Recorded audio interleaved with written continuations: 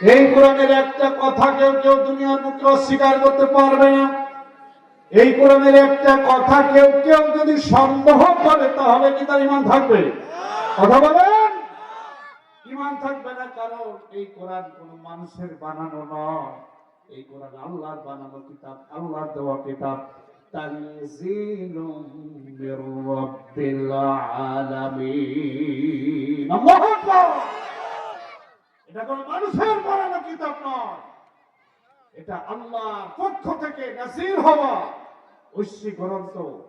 এখানে তোমার ব্যক্তিগত জীবনে ত্রুটি থাকতে পারে, কিন্তু আল্লাহর কোরআনকে নিয়ে কথা বলার মতন এই দুঃসাহস কোন মানুষের নাই। কথা বলে ঠিক কিনা? আমি মানতে পারি না আল্লাহর বিধানকে, চোরের হাত কাটার পক্ষে আমি থাকতে পারি না, আমি জেনা করলে তার শাস্তি দেওয়ার পক্ষে থাকতে পারি না, আমি মদ পান করি কারণ এই কারণে মদের শাস্তি দেওয়ার পক্ষে আমি থাকতে পারি না, আমি চুরি করি এই জন্য আমার কর্মের দ্বারা চোর আছে এই জন্য আমি চোরের হাত কাটার বিধানের পক্ষে থাকতে পারি না। তার মানে কোরআনের বিরোধিতা করার মতন এই দুঃসাহস কোন মানুষের পশ্চিম কালো দেখানোর ইখতিয়ার কারণ নয়। কথা বলেন ঠিক কিনা?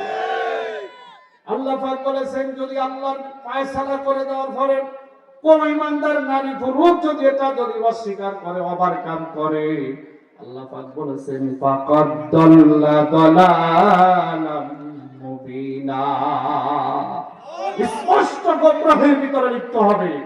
যদি কোনো মানুষ বলে যে না আমি আল্লাহর এই বিধানকে আমি পছন্দ করি না, আমাদের সমাজে আছে কিনা এমন কত মানুষ নামাজ পড়ে, রোজা রাখে, হজ করে, যাকাত দেয়, তাহাজ্জুদ পড়ে, বড় বড় আল্লাহওয়ালা মানুষ দাবি করে, আবার আল্লাহর বিধান পছন্দ করে না, এমন একদল মানুষ সমাজে আছে না নাই? আছে না নাই? এরা আমার ভাইরা, আপনারা কষ্ট নেবেন না, কারণ আমি কাউকে কষ্ট দেওয়ার জন্য বলতেছি না। এটা হলো একটা রোগ। এটা কি একটা রোগ? আল্লাহ পাক কোরআন নাযিল করেছেন ওই রোগের শিফা দেওয়ার জন্য। وَنُنَزِّلُ مِنَ الْقُرْآنِ مَا هُوَ شِفَاءٌ وَرَحْمَةٌ لِلْمُؤْمِنِينَ وَلَا يَزِيدُ الظَّالِمِينَ إِلَّا خَسَارًا। এই কাজগুলো একজন মানুষকে যখন রোগগ্রস্ত করে ফেলে তখন এই কাজগুলো মানুষের দ্বারা সম্পাদন হয়। এই জন্য এই কোরআন নাযিল করেছেন মানুষকে, অসুস্থ মানুষকে সুস্থ করার জন্য। আল্লাহ পাক বলেছেন এই কোরআন নাযিল করেছি, এতে রয়েছে অসংখ্য রোগের প্রতিষেধক। কোন রোগ? দেহের রোগ। এই কোরআন নাযিল হয়েছে দেহের রোগের প্রতিষেধক নয়।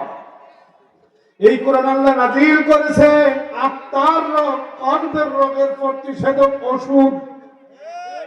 জ্বর হলে, ঠান্ডা হলে, ডায়াবেটিস হলে, ক্যান্সার হলে, এই কোরআন দিয়ে যদি আপনি এটাকে যদি শেফা মনে করেন, এটা কোরআনের বরকতে, আপনি যদি এটার বরকত মনে করে যদি কোরআন তেলাওয়াত করে সূরা ইখলাস, সূরা ফাতিহা, আয়াতুল কুরসি, সূরা তাকাসুর পড়ে যদি ফু দেয়, তাহলে আল্লাহর রহমতে কোরআনের বরকতে আল্লাহ অনেক সময় মুক্ত করে দেয়।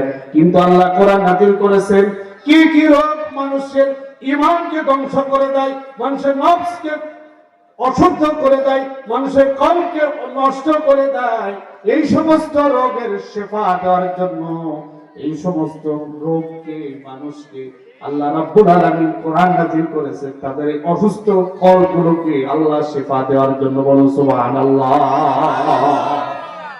নামাজ পড়ে, রোজা রাখে, হজ করে, যাকাত দেয়, আবার আল্লাহর আইনের বিপক্ষে থাকে।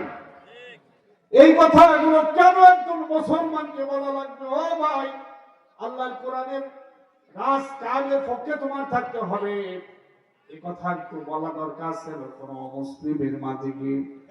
কথা বলেন ঠিক কিনা? অমুসলিমকে বলা দরকার, ও ভাই, আল্লাহর আইন সবার জন্য সমান, আল্লাহর বিধান সবার জন্য সমান।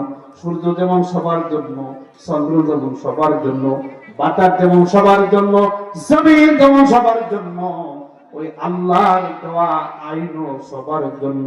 এই জন্য তোমাকে আল্লাহর আইন মানতে হবে, আল্লাহর আইনের পক্ষে থাকতে হবে। এটা তো একজন মুসলিমের কাছে দাওয়াত দেওয়ার কথা ছিল, তাকে বোঝানো উচিত ছিল একদম নামদারি মুসলমান এ কথাগুলো কেন যে মানে না, আমার বুঝে আসে না। কথা বলেন ঠিক কিনা? এই ধরনের মুসলমানিগিরি করে, এই ধরনের মুসলমানি নিয়ে যদি দুনিয়া থেকে চলে যান, আমার ভাইয়েরা, বিশ্ব নবীর চাচা আবু তালিবের মতো মুসলমান হয়ে দুনিয়া থেকে যে লাভ না। আবু তালিবের ইতিহাস আমরা কম বেশি সবাই জানি। আল্লাহর নবীকে ভালোবাসত, মুহাম্মদ রাসূলুল্লাহকে অনেক মহব্বত করত, অনেক ভালোবাসত, বিপদে আপদে মুসিবতে দাঁড়াতো। কিন্তু মুহাম্মদুর রাসূলুল্লাহ যে আদর্শ ছিল, এই আদর্শকে আবু তালিব আদর্শ হিসেবে মানতে পারে নাই। আবু তালিব বিশ্ব নবীর জীবনের লক্ষ্যকে নিজের জীবনের লক্ষ্য বানাতে পারে নাই। আবু তালিবের জাহান্নামের আগুন থেকে তার মুক্তি হয় না। বিশ্ব নবীর মতন এত বড় ওয়াইজিন, এত বড় ব্যক্তির দোয়া করার পরও আল্লাহ রাব্বুল আলামিন নবীকে বলেছেন, ও নবী, মা কানা লিন নবী ওয়াল্লাযীনা আমানু আইয়াস্তাগফিরু লিল মুশরিকিন। ও নবী, তোমার পক্ষে এই ধরনের ব্যক্তিদের জন্য দোয়া করা কোশ্চিন কাল তোমার জন্য উচিত নয়। যে আল্লাহর দ্বীনকে বাদ দিয়ে যে ব্যক্তি কুফরের পথকে প্রাধান্য দিল, এমন ব্যক্তির জন্য তুমি নবী, আমার মনোনীত নবী হয়ে এমন ব্যক্তির জন্য তুমি দোয়া করবা, এটা তুমি নবী, তোমার কাজ হতে পারে না। সুতরাং এমনকি ওয়ালাউ কানু উলি কুরবা, যদি তোমার একান্ত কাছের মানুষও হয়, তুমি নবী, তার জন্য দোয়া করার তোমার ইখতিয়ার না। আমার ভাইরা, আবু তালিব সারা জীবন রাসূলকে ভালোবেসেছিল। শুধু তাই নয়, আল্লাহর নবী 13টি বছর মক্কার জীবনে দাওয়াতি কাজ করেছিল। ওই আবু তালিবের বাড়িতে থেকে আবু তালিব কিন্তু বাহ্যিক দৃষ্টিকোণ থেকে মুসলমানদের পক্ষে থাকলেও কুফরির ব্যাপারে আবু তালিব ছিল একদম কঠোর অবস্থানে। কোন অবস্থানে? আল্লাহর আইন মানার ব্যাপারে, আল্লাহকে এক রব বলে স্বীকার করার ব্যাপারে ছিল কঠোর অবস্থানে। আল্লাহ নবী 13টি বছর মক্কার কঠিন সময় পার করলেন আবু তালিবের বাড়িতে। কিন্তু আল্লাহর নবী মুহাম্মদ রাসূলুল্লাহর দাওয়াতকে বিরোধিতা করে নাই। এই জন্য মাঝে মাঝে কিছু আবু তালিব এই সমাজের দরকার। কথা বলেন ঠিক কিনা?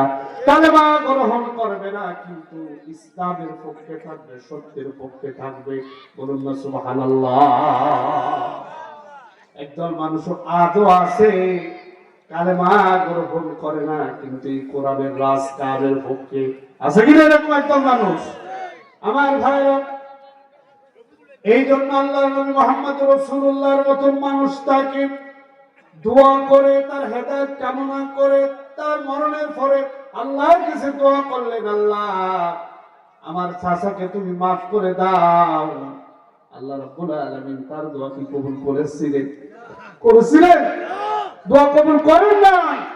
কারণ ইস্তাহাব্বু কুফরা আলাল ঈমান, যে ঈমানের চেয়ে কুফরিকে বেশি প্রাধান্য দিলে দুনিয়ায়, এমন ব্যক্তিকে আল্লাহ পাক ক্ষমা করেন নাই।